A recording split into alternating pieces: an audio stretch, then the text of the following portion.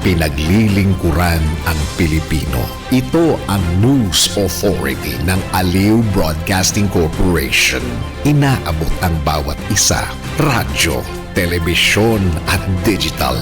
DWIZ News. Laging nagbabalita ng tama. Naglilingkod ng tama. Miyembro ng ALC Group of Companies. Latest, pinakabago at tama. DWIZ News Catch Up. News Catch Up. Pilipinas, narito na ang tamang balita sa oras na ito. Haharap sa pre-trial o confirmation of charges hearing si dating Pangulong Rodrigo Duterte sa International Criminal Court simula sa Lunes, Pebrero 23. Ito'y kaugnay sa kanyang kasong Crimes Against Humanity sa sinasabing madugong kampanya kontra iligal na droga sa ilalim ng kanyang administrasyon.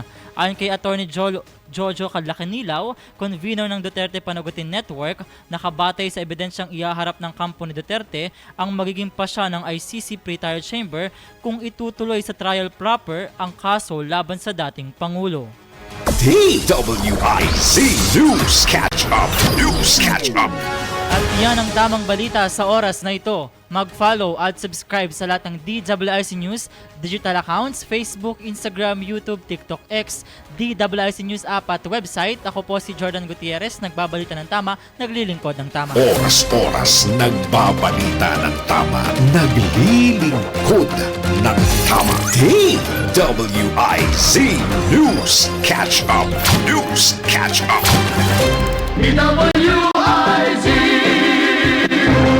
Ang lahat ng opinyon at pananaw ng susunod na programa ay galing sa mga host, anchors at panauhin lamang at hindi pananaw ng mga producers at ng pamunuan ng DWIZ News, Aliw Channel 23 at Aliw Broadcasting Corporation.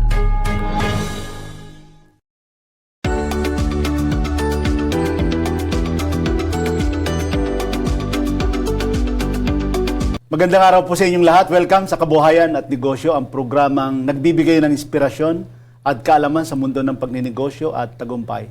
Ngayong araw po, makikilala natin ang isang negosyanteng nagpatunay na minsan, ang malalaking negosyo ay nagsisimula sa maliit na pamumuhunan, malaking tapang at malinis na pagnanais na matuto.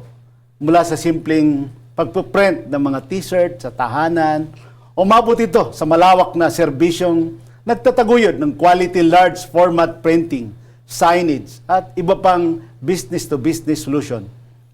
Siya ang nagtatag at puso sa likod ng JNV Dynamic Corporation, isang kumpanyang patunay na ang tsambang opportunity at tapang na sumubok at pwedeng magbunga ng matibay at matagumpay na negosyo.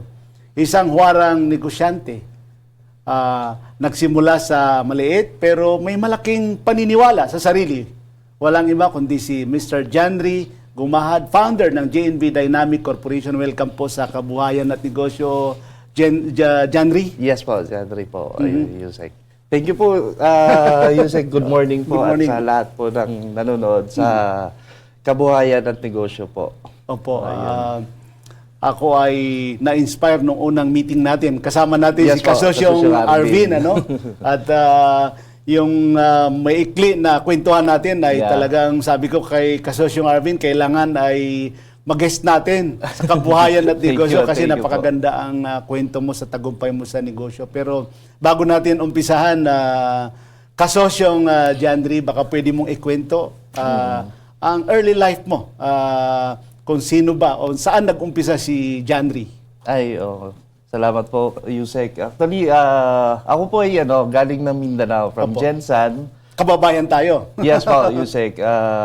Doon din po ako nag-aral sa Notre Dame sa may Coronadal po. Marvel. Yes, oo. So yun, nung kabataan, normal na Pilipino, normal na bata, kumbaga pinaaral, nag-aral din naman tayo, Yusek, kaya lang hindi tayo nakapag-graduate.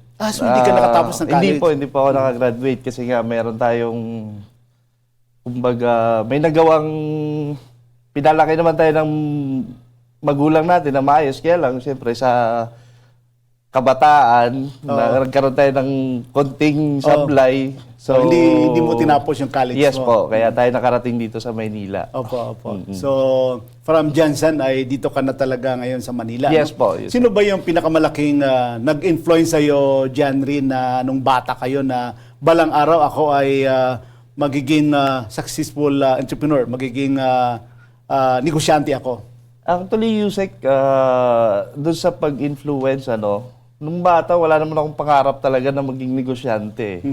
Kumbaga, normal na Pilipino, mag-aaral kang mabuti Para makapagtrabaho. So, yun din naman, yun yung tinuturo sa atin lagi. Pinapaalala sa atin ng magulang natin, kaya lang hindi tayo pinalad dun eh. So, ayun, nung nandito na ako, na-bless tayo, nakapasok tayo sa real estate. Naging agent po ako. Yun. So, Yes, ng 10 taon din. Okay, so Real estate po. dahil sa maikling kwentuhan natin, Janry, of course, may mga pinagdaanan ka rin. So, ano ba yung simula ng entrepreneurial journey ni kasosyong Janry? Actually, nag-start ako, hindi ko rin inaasahan talaga, Yusek, na makapasok ako sa negosyo. No? Ang nangyari kasi, nung election 2016, So dito talaga nag-umpisa yung buhay mo sa pagpuprinting. yeah, oo. Actually, di ba sabi ko, empleyado ako ng 10 taon as a sales. So, Ito yung real estate. ahente. Oo, real estate lahat yun, iba't ibang company. And then, nung tumakbo nga si President Duterte 2016, yung kaibigan ko nagpagawa ng t-shirt, yung The Change is Coming. Kasi nga, support. Ano yun? I-donate niya yun? Yeah, support. Kasi meron siyang organization. Yung organization nila nag-support sa campaign ni President Duterte. Yeah. So that time, ahente ako. Dito ito sa Bacoor po. Bacoor, Cavite ka. No, okay. So dahil ahente ako, ang plano ko, mangungumisyon lang ako. Kasi yung ate ko kasi sa Jensen, which is yung B-Ads Graphics Icon, nauna na sila sa akin sa printing for 10 years. So siya rin siguro yung naging naka-influence siya sa'yo na Actually, siya matuto talaga. ka talaga dito sa negosyo. Ang ganito yung nangyari. So kinuha ko yung kontrata sa kadahilan na mangumisyon lang ako. Para Ngayon, papatong ka lang ng konti. Oo. Nung tinawag ko na sa ate ko, sabi niya sa akin, bakit hindi na lang ikaw ang gumawa? Kaysa ipapadala ko pa ng Jensen. And that time, inawol ako sa trabaho ko eh. So, sabi niya, ikaw na lang gumawa. Sabi ko, wala naman akong alam dyan. Sabi niya, suportahan kita. Tulungan kita. So, yun na, yung nangyari. Hanggang sa pinauwi niya ako doon, pinaturuan niya ako sa taon niya. And then pagbalik dito, akala ko ganun lang kadali. Nung nagpiprint na ako, ang dami palang problema. Hindi pala ganun kadali sa nakikita ko at sa tinuro sa akin. So, na-challenge ako. From there, tuloy-tuloy na po. Inaral ko na pati Photoshop kasi nasira yung screen. So, kailangan ko mag-print. Hindi ko alam. Inaral ko siya sa Photoshop hanggang sa pag-expose, hanggang dun sa pag-print. Natapos ko naman yung 300 plus na t-shirt, pero I think nasa 15 yung damage. So maraming Daming damage. Sa madaling salita, parang wala ata akong kinita dun eh. Pero ang importante that time is yung natutunan experience ko, yung natutunan ko. Yun talaga yung pinasabi ko, kaya ko pala. So itong unang client mo nung panahon ng company President Duterte na naka-experience ka ng ganon, pumasok ba talaga sa isip mo na mukhang maganda itong negosyo sa printing? Actually, I think ko na-push ako, pero na-enjoy ko siya yung process nung ano eh. Kasi ang sabi lang nung ate ko tsaka bayaw ko, kasi tanong ako ng tanong sa kanila. Sabi nila sa akin, YouTube mo na lang yan tsaka i-Google. So nung that time, nag-YouTube ako pero hindi for educational entertainment lang. Nung sinabi nila na ganun, so lahat na nagiging problema ni YouTube ko tsaka ginugel lang. So sabi ko parang kaya ko gawin kahit ano. Kasi dahil sa YouTube, dahil kay Uncle Google. YouTube University. Yeah, so yun na. Simula nun, lahat ng mga challenges, lahat ng mga kailangan kong gawin like ito, like itong mga mugs na to, YouTube lang po. Okay. So mga ganito, kaya mo Yeah, rin ito. oo. Oo. So ano yung naging reaction ng ate mo na ginawa mo ikaw mismo at na-deliver mo naman? Actually, natuwa naman sila at tayo masunurin naman tayo kahit matigas yung ulo natin. Pero pagdating sa mga kapatid natin, mga magulang natin, masunurin naman tayo. Natuwa din naman sila na nagawa ko yun. At the same time, after ko nagawa yun, sabi niya, sige, push mo na yan kung na-enjoy ko na eh. So, ayun, gumawa ako ng page. Sa harap lang po ng bahay yung shop ko doon. So Sa harap lang ng bahay. hindi ka na kumuha ng office Hindi sa pa. bahay na. Oh. Isang taon bago ako kumuha ng office. Sa harap lang mismo ng bahay. Pagbaba mo, kalsada, may bakanting lote, doon lang po ako. So doon ka lang nagpa-print. Ano? So Oo. ano yung naramdaman nyo, Janry, na itong unang basis na may project ka, sumubok ka dito sa printing ay successful naman? Ikaw ba ay nakapag-decide na gusto kong ituloy-tuloy na ito, hindi na ako babalik sa pagiging real estate broker ko? Yes, Yusek, nung naramdaman ko na natuwa ako, na enjoy ako. Importante kasi yung ginagawa mo, masaya ka dun eh. So nung yun na yung na-experience ko, tinuloy-tuloy ko na siya. Hanggang sa pag wala akong project, wala akong gawa, walang inquiry, gumawa ako ng flyers hanggang umiikot ako sa loob ng subdivision, meron akong motor nun. Sanay ako sa ahente, flyering. Yung nagpa-plug down kami ng sa Nuvali dati, at saka sa Tagaytay, flyers po, So, condominium. sanay na sanay ka. Sa SMDC, dito sa Mall of Asia. Talaga kami, flyering. So yun yung ginawa ko. Gumawa ako ng calling card, ikot ako sa subdivision kasi may commercial area. Pag may nakita akong ginagawa, binibigyan ko ng calling card. Tapos, sir, baka wala pa kayong signage, gumagawa kami. Ganun po, yung talagang para may makliyente ako. Kasi wala akong shop eh. So nagbunga naman yung pamimigay mo ng... Yes po. So marami na rin mga nag-i-inquire sa'yo, gusto magpagawa.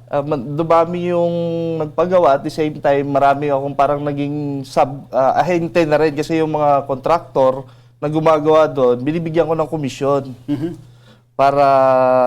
mag-refer sila sa'yo, Yes, ng mga oo. client. So, paano mo isinit up yung opisina mo doon sa, sabi mo, maliit na lote na bakante doon sa tapat ng bahay mo? At ikaw ba may malaki-laking puhunan na inumpisahan mo itong negosyo mo, Janry? Magandang tanong, Yusek. Actually, kung sa puhunan, parang wala naman ako naalalang may nagpuhunan sa akin o namuhunan. Okay. Bukod sa ate ko kasi sinusuportahan niya yung needs ng mga anak ko kung wala ako. Thankful ako Tinutulungan doon, ka, sa ate ko. So ngayon, regarding sa puhunan, wala talaga akong puhunan. Kasi pag may nakuha akong kontratang, for example, signage, yung kaibigan ko na welder at meron siyang mga welding machine at saka yung grinder ba rin na kumpleto siya eh. Nirerentahan ko yun at saka binabayaran ko siya na siya na yung mag-fabricate. Okay. Oo. So ilang cycle yun. Na-outsource mo? Parang, Wala kasi hindi naman ako marunong din mag-welding. Inaasa ko sa kanila until such time na nakaipon-ipon din. So ano yung malaking challenges na naranasan mo, kasi hindi ito madali na negosyo at sabi mo nga wala kang masyadong experience sa printing. Actually, kung sa challenges lang, hindi ko na maintindihan o hindi ko na maalala kung Marami. kasi sa sobrang dami. Pero isa lang talaga ang tumatak sa akin, Yusek. Hindi ko tinutulugan hanggat may problema. Wala ibang solusyon kundi harapin. At wala rin ibang makakatulong na maituro mo na maitulungan ka nito, kundi yung sarili mo pa rin eh. Although, nandyan yung ate ko, nandyan yung mga kapatid kong iba, nasa printing din, pero... Tinutulungan ka. So yung family nyo, sila, may experience kayo talaga sa printing Sila, business? sila. Hindi ikaw? Hindi ako kasi nung after dumating ako rito, nasa field na ako ng sales eh. Ang hawak ko iPad lang, tsaka flyers, ballpen, calculator sa real estate, ganun lang naman eh. So wala talaga akong idea sa ganun. Malaki naman tulong nila pag tinawagan ko, pero most of the time, YouTube talaga. Kasi busy din sila eh.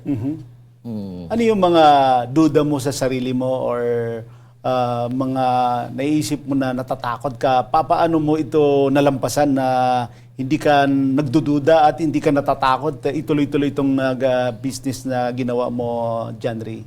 Nung una, Yusek, may takot pa eh. Pero nung huli, parang dahil nga na-enjoy ko na, parang nagiging madali na ang lahat. Ang kinatatakutan ko nung bandang huli is parang masyado na ako nagtiwala sa sarili ko eh.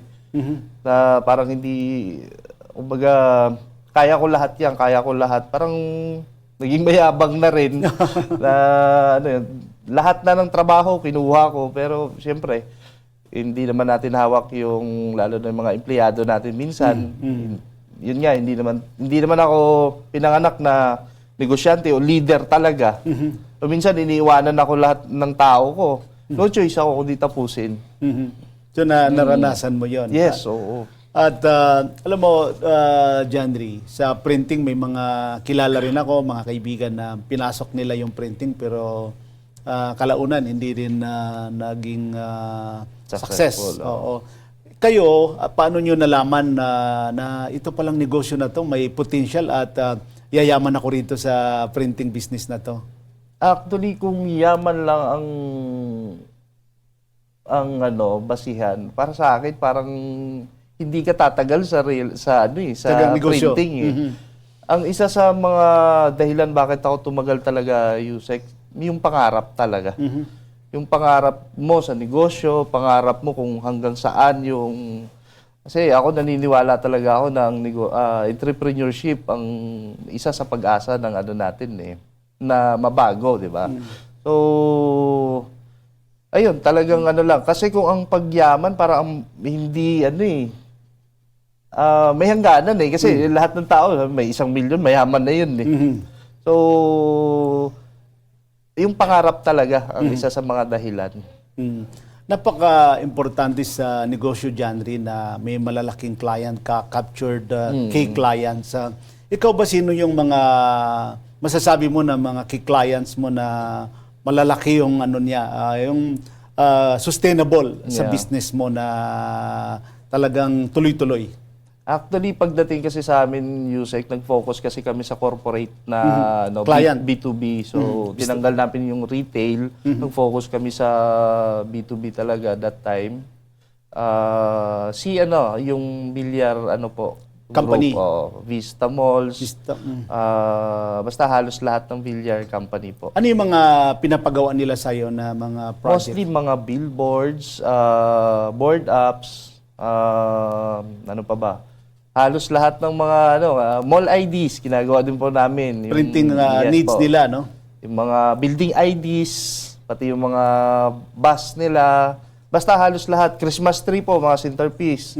Pati yung mga malalaking bears na nasa Vista Malls ngayon. Hanggang Mindanao yun eh. Kayo ang gumagawa? Yes, opo. At sa printing, lalong-lalo na pagka mga election period, no? Hindi man ikaw ba, kumukuha ka rin ng mga client pagka mga election? Actually, pagdating sa election, Yusek, limited ako para dating doon sa pagkuha ng mga Kasi, siyempre, nag-business tayo, kailangan natin profit eh. Hindi naman para madami lang ng trabaho, pero alam naman natin, pagdating sa election, sobrang baba ng presyo eh. Sobrang baba. So, pinili lang din namin kung ano yung profitable na trabaho. Ikaw ba, kailan mo talaga naramdaman na itong negosyo ko ay lumalaki or tumitino ang takbo ng negosyo mo? So, kailan mo naramdaman ito, John Ray? Actually, kung sa lumalaki yung business, or yung masasabi mo na pinaka-turning point or big break na business mo? I think 2023. Pero still, hanggang ngayon, parang hindi pa rin eh. Bakit? Kasi yun nga, malaki yung pangarap natin, Yusek. Gusto nating maging Mas lumaki malaking pa. corporation. Yes po. Gusto natin makatulong sa marami ding mga Pilipino na maging empleyado ng company natin. So, still ngayon, continuous improvement. Inaayos pa rin natin, ina-align lahat ng mga process. Kaya tuloy-tuloy pa rin ang paglaki. Pero private, no? Hindi ka rin kumukuha ng mga client sa government. We're planning this year na pumasok na rin sa PhilJeps. Mga PhilJeps, no? Meron naman na kaming PhilJeps na rin. Oo. Red pa lang kami. So, this year, plan na mag-start. Paano nyo ba binuo ang brand na GNB Dynamic Corporation? Actually, yung GNB Dynamics Corporation, Yusek, mahaba ang kwento niyan kasi ang dami kong lugi, ang dami kong dumating sa point na yung pinakamatindi kong lugi talaga. And then, binisita lang ako ng mga kaibigan ko. Tapos, nakita nila talagang down na down ako. Tapos, bigla lang nila ako binigyan, kumbaga, nag-usap kami na bubuo kami ng business. So, partnership, yung gano'n. Sabi ko, sige. Kaya yung GNB, tatlo kami talaga dyan. Corporation? Yes, opo. Tapos binenta ko yung printing dyan sa GNB Dynamics. Oo. Actually, ang pinakapangalan talaga nun is Graphics Icon. Ngayon, GNB na kasi nga binili na ng ng corporation. Opo. Tatlo kami dyan. Sa tingin mo ba, John Ray, ano yung pinakamahirap i-scale sa business ninyo sa equipment, manpower, or yung market ng negosyo nyo? Actually, manpower ang pinakamahirap na parte ng ng negosyo talaga. Kasi services, at the same time, isa din yun, yung leadership natin, paano natin dalahin yung mga tao, isa sa mga challenge yun sa amin din. Napaka-inspiring ito kwentuhan natin, pero mag-break muna tayo, John Ray. Wag po kayo alis, mga kasosyo, mga kanegosyo, magbabalik po ang Kabuhayan at Negosyo.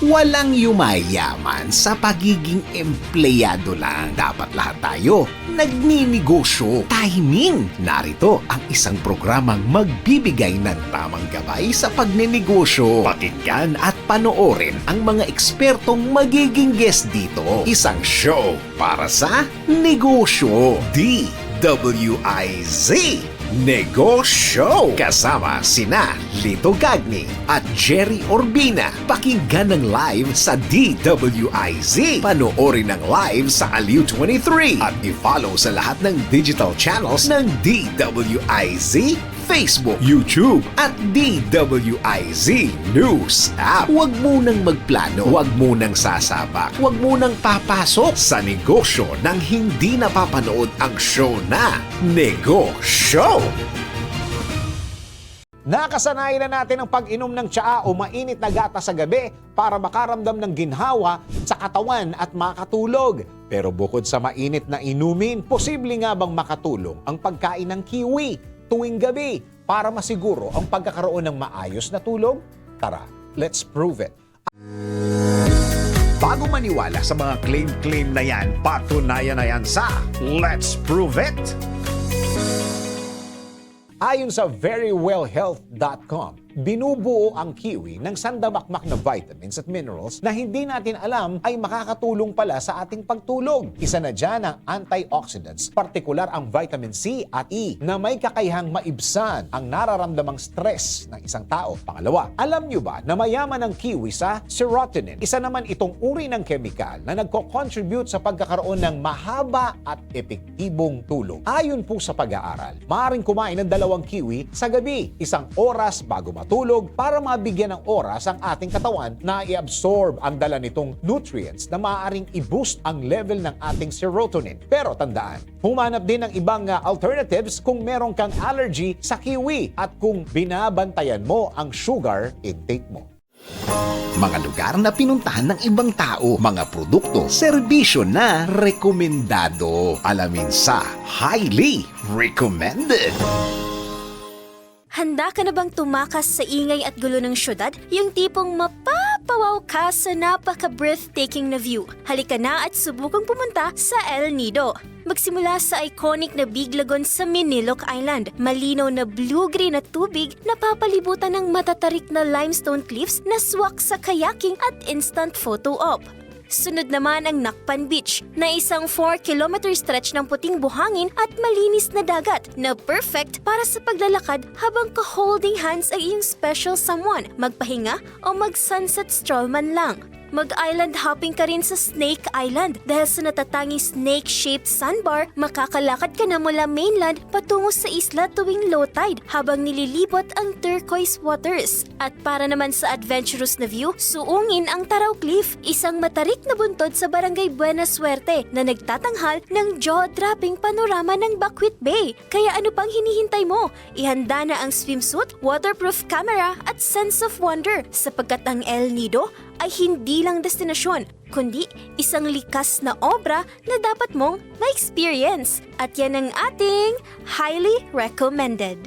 Nakaaway mo ba ang boss mo dahil sa isang bagay na work-related? May issue ka ba sa kumpanya na work-related at di mo alam paano i-handle? Kung problema mo ay work-related, kinig, nood at follow na sa DWIZ Work-Related kasama ang motivational speaker ng Pilipinas, si Lloyd Luna at ang kanyang mga expert na mga bisita sa DWIZ Sabado 3 p.m.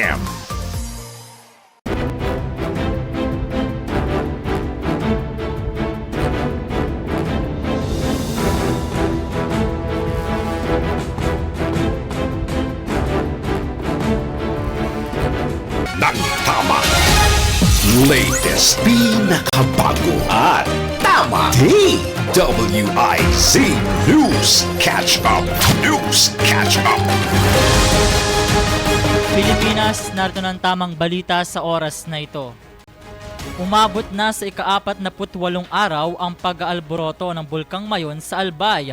Batay ito sa monitoring ng Philbox sa gitna ng naitatalang lava, uson at pagbagsak ng mga bato sa mga dalisdis ng bulkan. Paliwanag ng ahensya, patuloy na umaakyat ang magma sa ibabaw ng bulkan kahit hindi pa tapos ang pagputok. Sa ngayon, nananatili ang alert level 3 sa Mayon at mahigpit pa rin ang pinagbabawal ang pagpasok sa loob ng 6 kilometers permanent danger zone dahil sa banta ng biglaang pagsabog. DWIZ News Catch Up. News Catch Up. At yan ang tamang balita sa oras na ito. Mag-follow at subscribe sa lahat ng DWIZ News digital accounts, Facebook, Instagram, YouTube, TikTok, X, DWIZ News app at website. Ako po si Jordan Gutierrez, nagbabalita ng tama, naglilingkod ng tama. Oras-oras nagbabalita ng tama, naglilingkod ng tama. DWIZ News Catch Up. News Catch Up.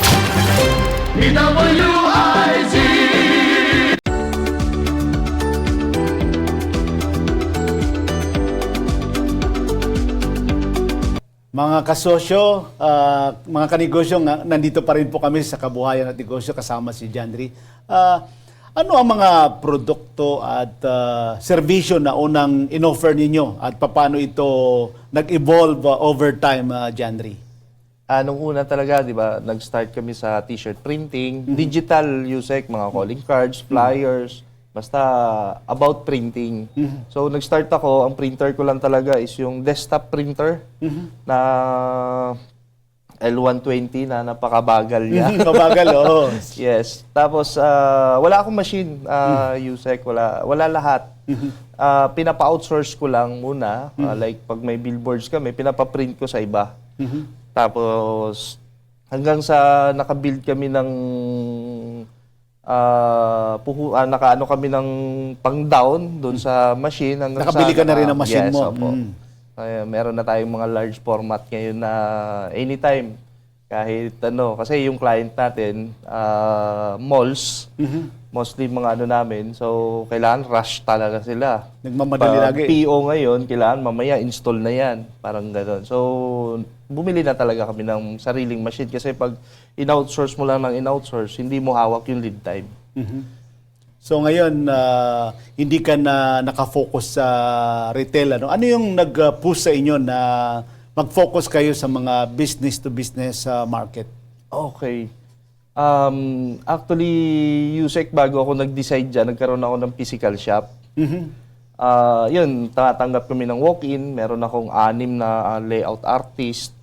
So, talagang napaka-challenging yung pagtanggap ng ng walk-ins kasi paisa-isa tapos birthday tarps lang.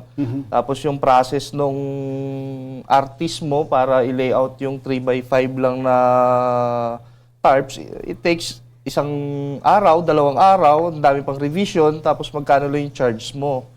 And then meron kaming ongoing din ng mga corporate na clients. Tapos that time, naubos yung oras namin doon sa barya-barya. Tapos papabayaan namin yung corporate. So pandemic time, nagkaroon ng lockdown, nagkaroon din ako ng time para i-evaluate yung company.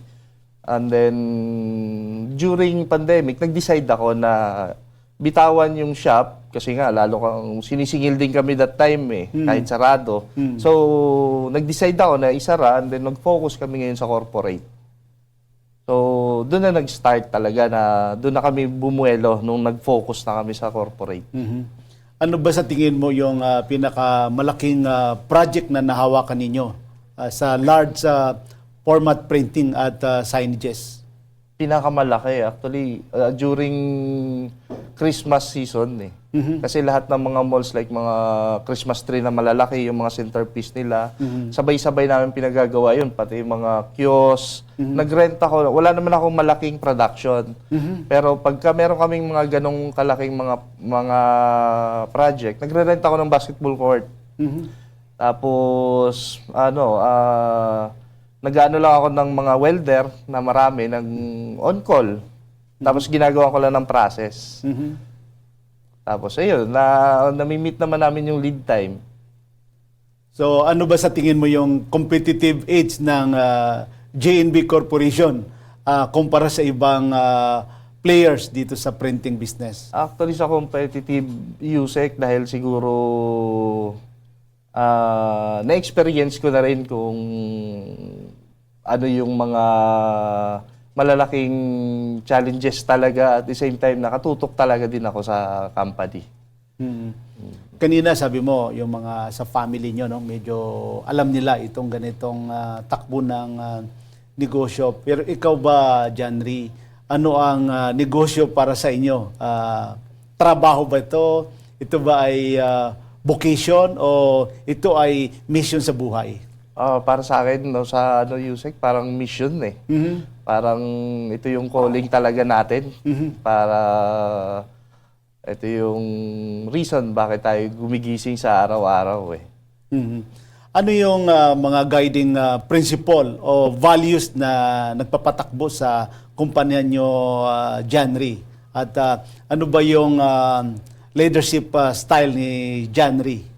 Actually sa akin, USEC, maging mabuti lang. And then yung sa company naman natin ay, siyempre, nandun yung integrity, commitment, lagi. Kasi meron tayong brand na inano, so kailangan ma-fulfill lang yun. Na mabigay natin sa client natin, yung ma-experience nila kung ano yung brand na inano natin. Paano yung mga client nyo na nasa malayong lugar? Ikaw ba tumatang? Kasi nasa Cavite kayo, di ba? Yeah. So, paano nyo ginagawa ng paraan yung mga client niyo sa mga malalayong lugar? Through execution plan din po, pinaplano namin kung ano yung... Kasi mostly naman mga namin, installation na lang sa site So, dito talaga sa Bacoor, yung fabrication namin, and then installation na lang, delivery installation na lang. Nagpapadala kami ng tao sa site para mag-install ng mga signages. Saan nyo ba, Janry, nakikita si JNB Dynamic Corporation sa susunod na 5 taon or sa susunod na 10 years? Ano ba yung mga gusto nyo para sa kumpanya nyo na maabot nyo pa? Actually, tinitingnan ko USEC o ginugol ng company, maging number 1 talaga kami na printing, large format printing company. Ayun, at dumami pa yung mga matulungan natin ng mga empleyado din po.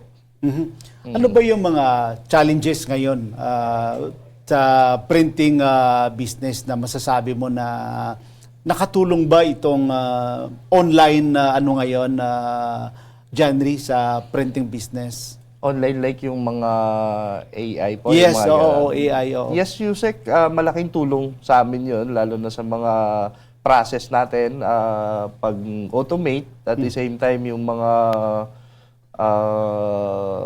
may mga kailangan kang solusyonan. Kung dati ay YouTube, ngayon, siyempre, may mga ChatGPT na, mas mabilis po siya. Mas mabilis ngayon. Oo, so Naggamit siya sa process talaga. So ngayon, yung mga corporate account nyo dyan, paano mo minamarket talaga yung ganitong negosyo sa printing? Minamarket namin siya through, actually sa ganitong process ng sales, kailangan mo talaga sila, kumbaga, in-nurture or relationship na kasi ang tinatrabaho natin dun, Yusek. Kumbaga, hindi lang tayo one-time transactions. Pag bumili, hayaan na natin. Sa ganitong field na B2B, relationship talaga. Kailangan alagaan natin yung mga kliyente. Di baling malugi tayo sa kontrata na to kung talagang sa atin yung mali or ano. Di baling malugi as long as mabigay lang natin yung need ni client. Napaka-importante yung Yes, integrity rin sa pagninegosyo. Ano ba ang payo ninyo, Janry, sa mga kasosyo natin, kanegosyo na gustong magsimula sa negosyo pero wala silang puhunan at takot din sila mag-umpisa? Hindi katulad mo na talagang inumpisahan mo kahit wala kang puhunan. Actually, para dyan sa mga kasosyo natin, mga kanegosyo natin na gusto mag-start, ito lang masasabi ko. Actually, sa una, wag lang talaga kayo matakot. Tanggalin niyo yung takot. Kasi wala naman kayo dapat ikatakot. Kasi wala namang malulugi. Di ba? Matakot kayo kung mag-start kayo ng may puhunan. Kasi may malulugi. So, kung nag-iisip ka na mag-start, then execute mo na lang talaga yun. Start on what you have, kung ano lang meron ka. Yun, doon ka mag-focus. Kasi kapag nag-focus ka sa wala, mas lalo kang hindi makagalaw. Kahit sa mga malalaking business, ganun din naman eh. Opo. Wag po kayo alis, mga kanegosyo. Magbabalik po ang kabuhayan at negosyo.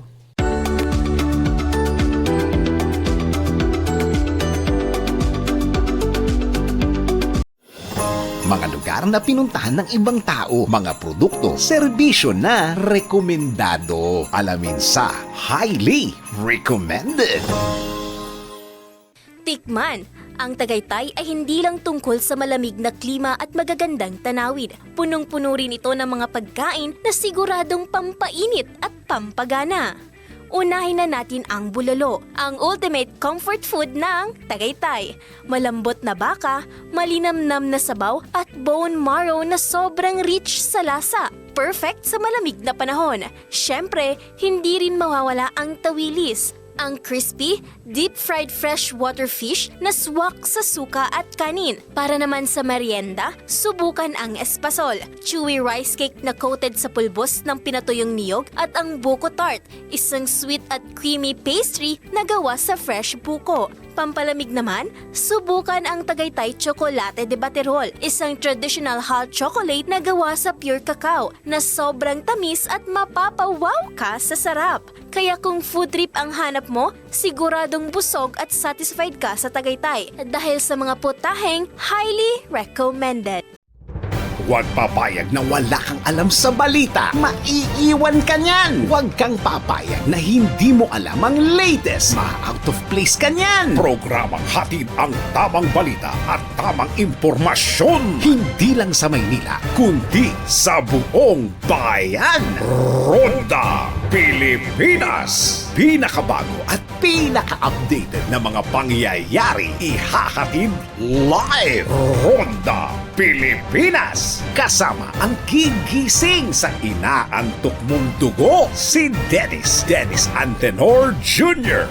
Ronda Pilipinas. Makinig sa buong Pilipinas sa DWIZ Manila hanggang saan mang sulok nationwide sa lahat ng DWIZ DWIZ local stations sa buong bayan. Watch din ng live sa Aliw 23 at sa Facebook at YouTube ng DWIZ Ronda Pilipinas. Monday to Friday, 10 a.m.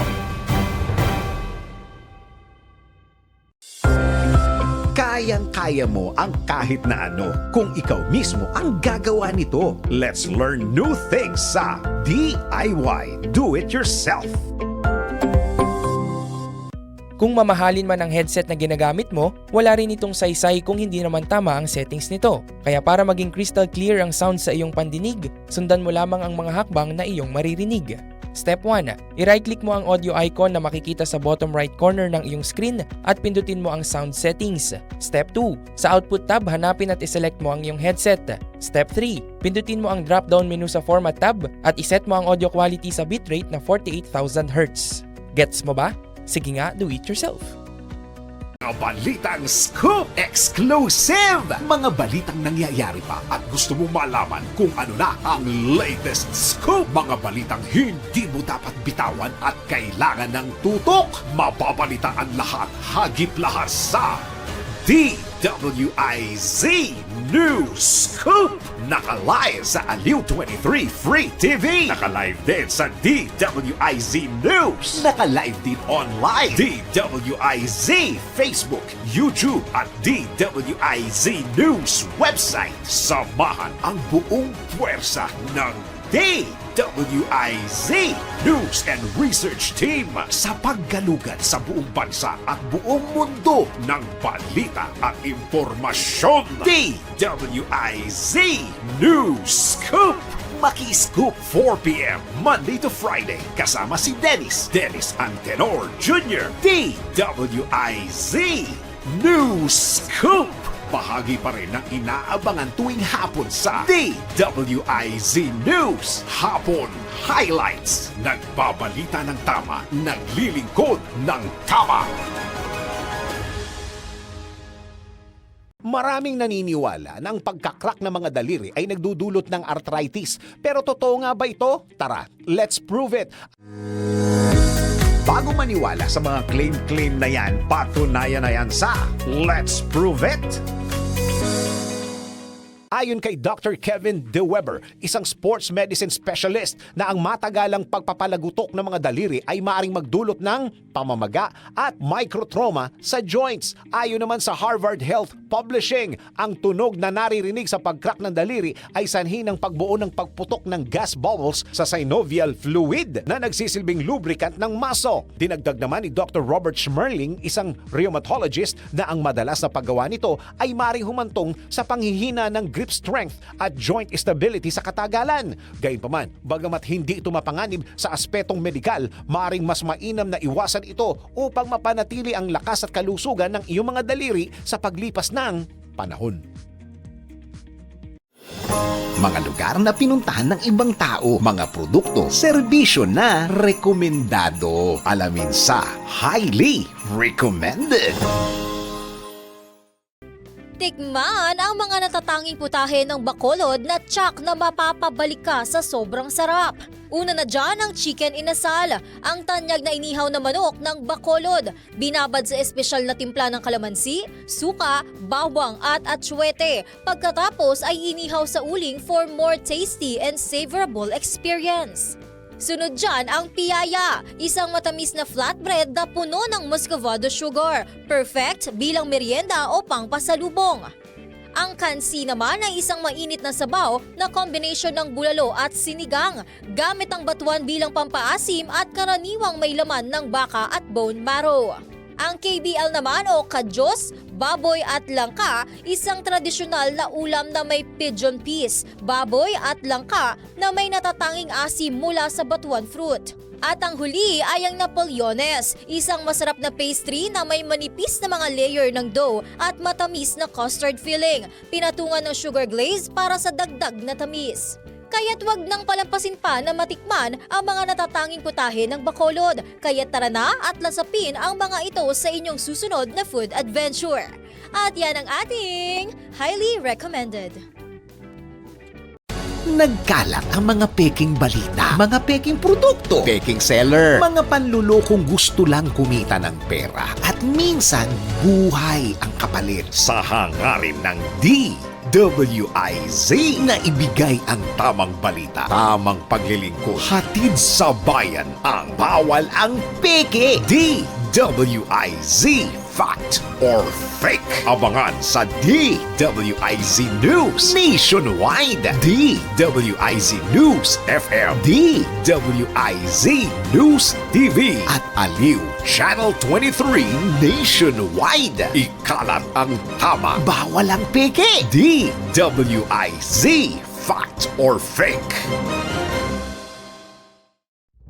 Huwag papayag na wala kang alam sa balita. Maiiwan ka niyan. Huwag kang papayag na hindi mo alam ang latest. Ma-out of place ka niyan. Programang hatid ang tamang balita at tamang impormasyon. Hindi lang sa Maynila, kundi sa buong bayan. Ronda Pilipinas. Pinakabago at pinaka-updated na mga pangyayari ihahatid live. Ronda Pilipinas. Kasama ang gigising sa inaantok mong dugo, si Dennis Antenor Jr. Ronda Pilipinas. Makinig sa buong Pilipinas sa DWIZ Manila hanggang saan mang sulong nationwide sa lahat ng DWIZ local stations sa buong bayan. Watch din ng live sa Aliw 23 at sa Facebook at YouTube ng DWIZ Ronda Pilipinas, Monday to Friday, 10 a.m.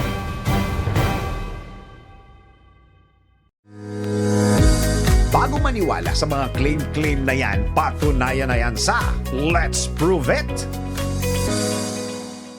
Ano ang nangyayari sa ating katawan habang tayo'y lumalaki at tumatanda?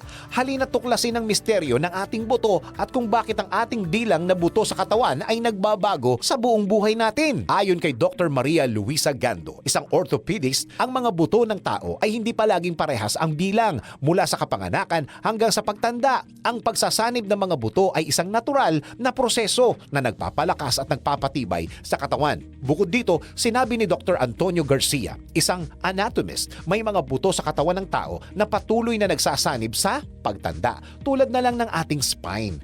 Ang kaalaman tungkol dito ay isang halimbawa ng kahalagahan ng pagsasaliksik sa ating kalusugan at kung paano tayo nagbabago sa bawat yugto ng ating buhay. Kaya, oo, totoo nga na nagsisimula tayo na may 300 na mga buto. Ngunit sa pagtanda natin, nagiging 206 na lamang ito.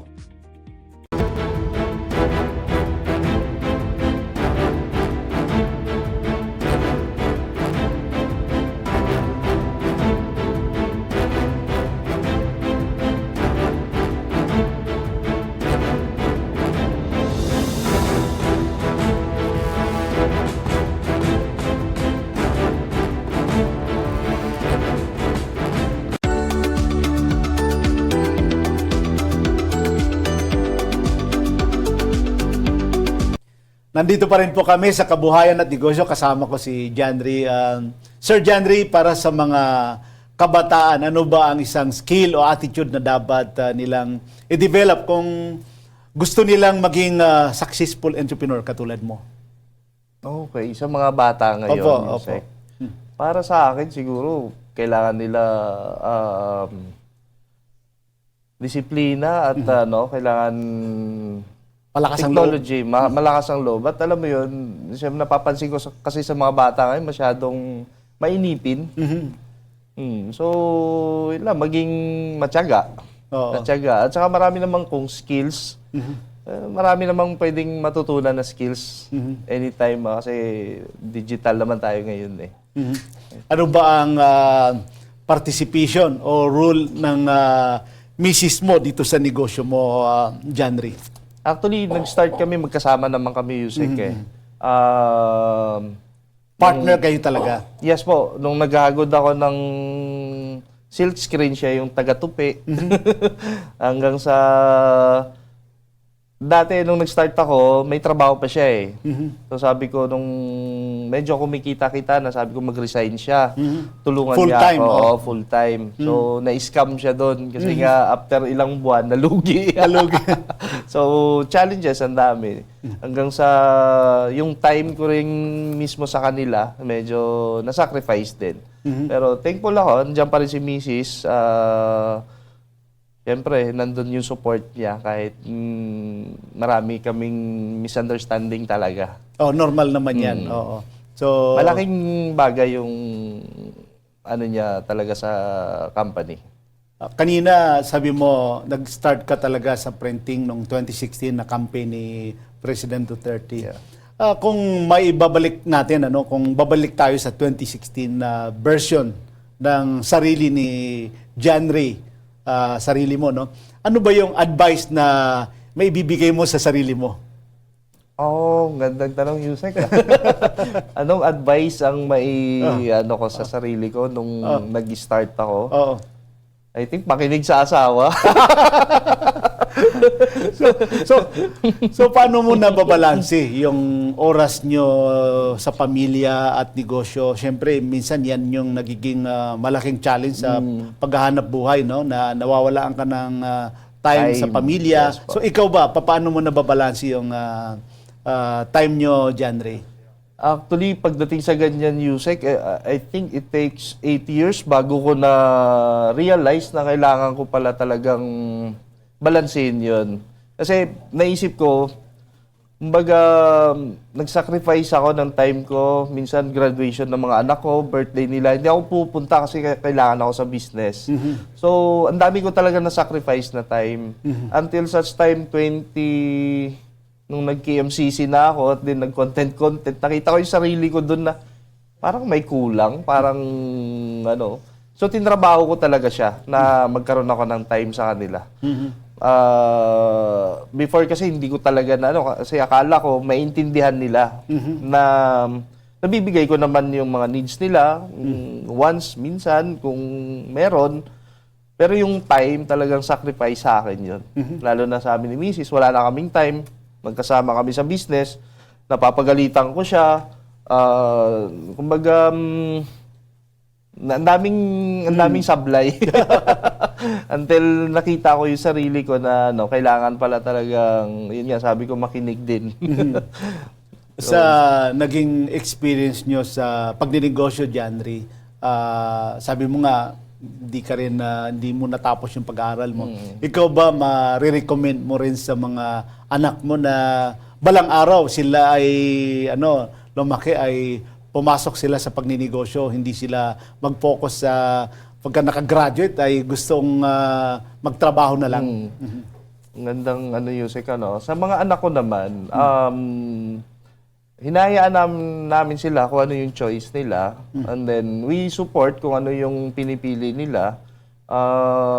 Pero ang ko rin naman is, mapunta rin sila sa business or Pero kung ano yung choice talaga nila, na kailangan nila magtrabaho, then bibigay ko po sa kanila. We guide na lang. Hindi, kasi mahirap ipilit ang bata pagka hindi nila gusto eh. Para sa akin, Yusek. Kasi, pag hindi mo gusto, parang hindi mo talaga gagawa ng paraan eh. So, isa yun sa mga pinaniniwalaan ko po. Ano yung mai-advise mo, John Ray, sa mga nanonood sa atin, mga kasosyo natin, kanegosyo natin na ngayon ay dumadaan sa mga challenges sa pagninegosyo, nalulugi at minsan ay nawawala ng pag-asa na ipagpatuloy ang kanilang negosyo. Ano bang ma-advise mo, John Ray? Isa lang masasabi ko dyan, Yusek, kailangan tumuloy lang talaga tayo. Yung mga challenges kasi normal naman yan sa atin. Pinili natin to eh. Kumbaga, pag mayroong mga problema, para sa akin, it's a reminder eh. It's a reminder para meron tayo. Kasi may maling decision tayo na nagawa before na nag-effect sa present na situation natin ngayon. So, kailangan na natin harapin yan, alamin, at gawa ng solusyon. Wala namang ibang paraan. Dito sa negosyong printing, John Ray, ano ang masasabi mo na pinakamalaking problema na pinagdaanan mo rito sa printing business? Pinakamalaking problema nung malapit na kami magkahiwalay ni Mrs. eh. Oh, Hindi na kami nag-uusap. ano naging problema niyo doon? I think, sa akin, mostly ang naging problema kasi hindi na ako nakikinig. Yung nasisigawan ko na siya o napapagalitan ko na siya sa harapan ng mga tao, akala ko maliit lang yun eh. Pero until such time na na-realize ko na kahit anong ayos ko sa business, kung yung relationship namin dalawa is hindi talaga namin maayos o wala talagang peace of mind, solution, o kami mismo hindi maayos, apektado ang business eh. So, paano mo niresolve ba itong problema nyo ni Mrs. na naapektuhan itong negosyo nyo, John Ray? Tinabaho ko talaga siya, Yusek. Meron kaming sa kasosyo kasi may tambayan kami. Oo, tambayan. I think 3 days ata akong tumambay doon at tumingi ng advice sa mga kasosyo din. Kina Tayelmi, sa mga ibang kasosyo din na may mga experience din about na which is yun talaga yung kulang ko eh. So, nakinig ako sa kanila. Sila, mga advice nila sa akin, nila kasosyong seal, kung ano yung kulang sa akin. Sampal talaga sa akin yun hanggang sa tinrabaho ko siya. So ano yung mga advices na ibinigay nila sa iyo para naman ma-share din natin sa mga taga-panood natin, mga viewers natin na kasosyong John Ray?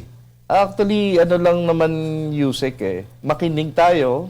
Siyempre, hindi naman tayo lagi tama eh. At the same time, siyempre, partner natin sa buhay yan eh. Kumbaga, lifetime partner. Yes, so, makinig lang talaga din. Makinig. At siyempre, mahalin. Mahalin. Kasi pagka sabi nga nila, give and take lang naman yan eh. Hindi pwedeng tayo lang ang intindihin nila, sila, hayaan na natin. Hindi, dapat intindihin din natin sila, mahalin natin sila, papakita din natin. At the same time,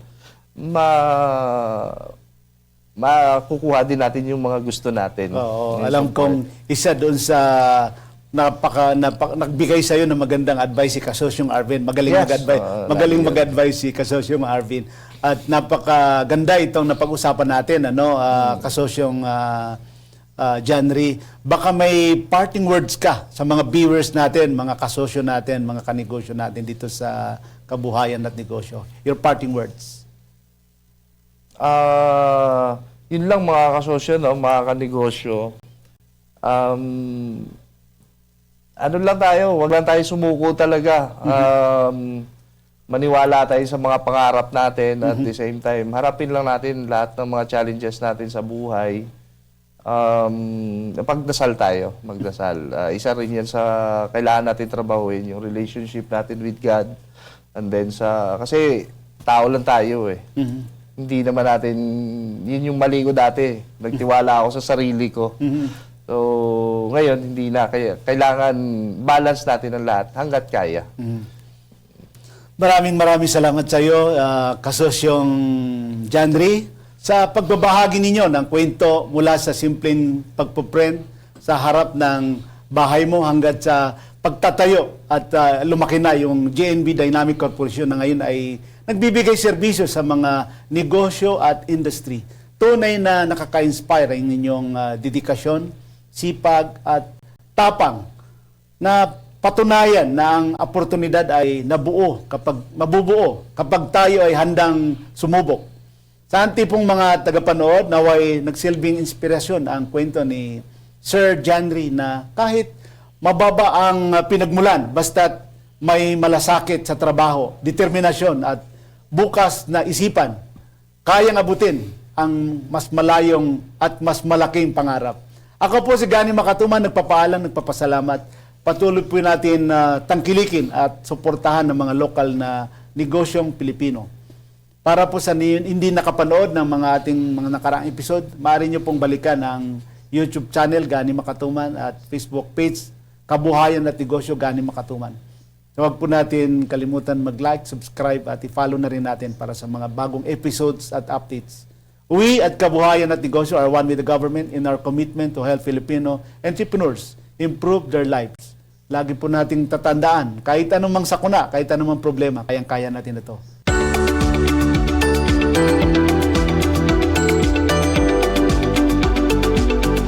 Isang pagpupugay pasasa